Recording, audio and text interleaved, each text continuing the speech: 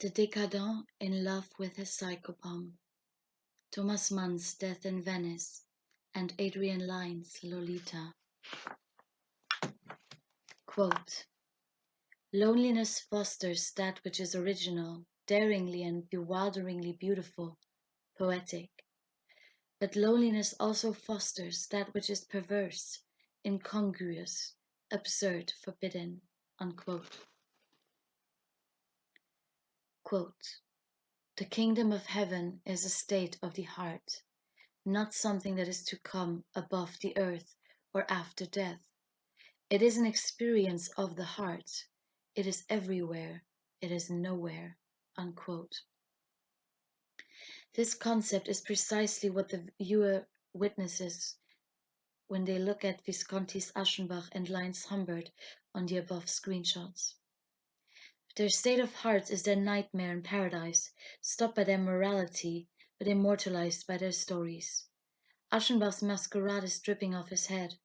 He recognizes that as soon as he is gone. Tajou will be gone as well. Quote, but you stay here until you can no longer see me, and then you depart as well. Unquote. Humbert's face is split by light and darkness.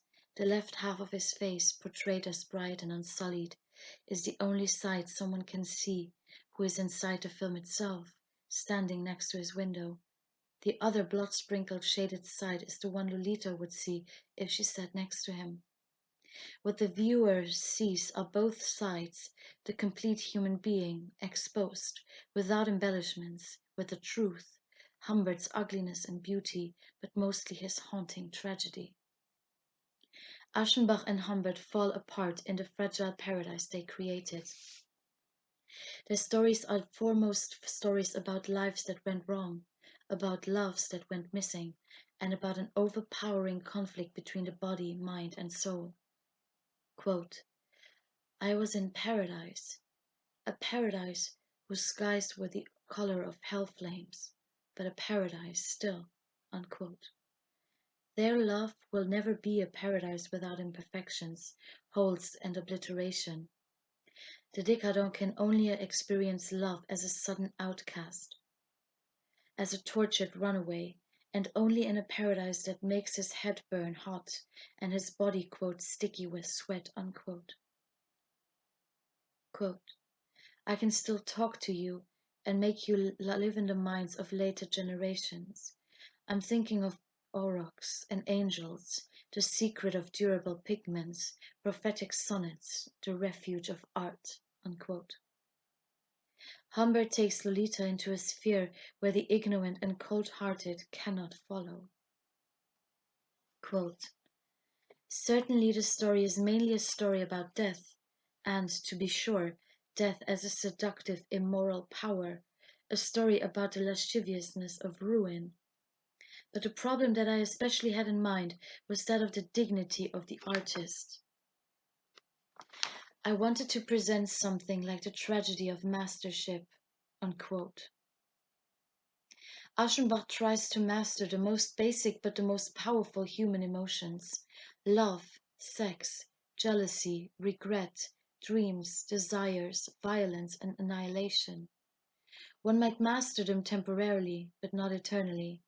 At some point, a few of them will master him, if he wants to or not. The monstrosity of Aschenbach and Humbert is laid bare since they were first set onto paper. Quote, will one day love rise from this world feast of death, from the bad feverish heat that ignites the sky all around? Unquote.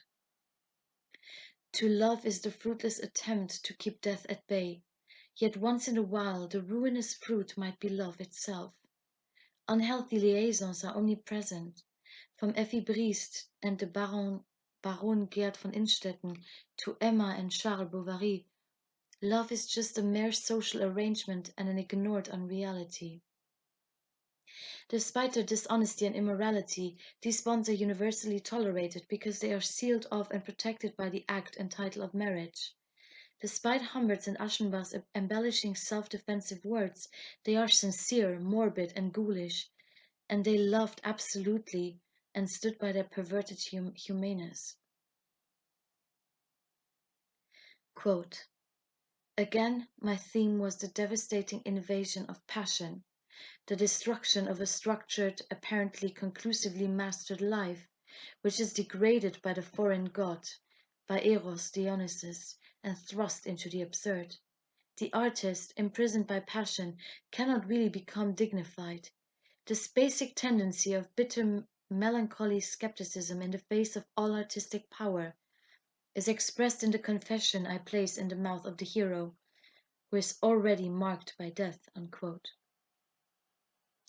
Lolita and Death in Venice are never-endingly controversial because they are predominantly judged intellectually, not empathetically. Nevertheless, the readers and viewers are all absorbed and terrified by these child psychopomps and their decadent artists. We are attracted to the effigy they evoke in our minds. Love transcends gender, age, life, and morality, even though it might be rotting and disturbed. They love because they die, and vice versa. They represent a secret longing in ourselves, a loss of ourselves, whatever the consistence thereof. Whatever brought Lewis Carroll and Alice Liddell, Thomas de Quincey and Catherine Wordsworth, Novalis and Sophie von Kuhn, J. M. Barrie and the Llewellyn Davies boys, Thomas Mann and Vladislav von Meuse together, certainly keeps the world mysteriously mesmerized.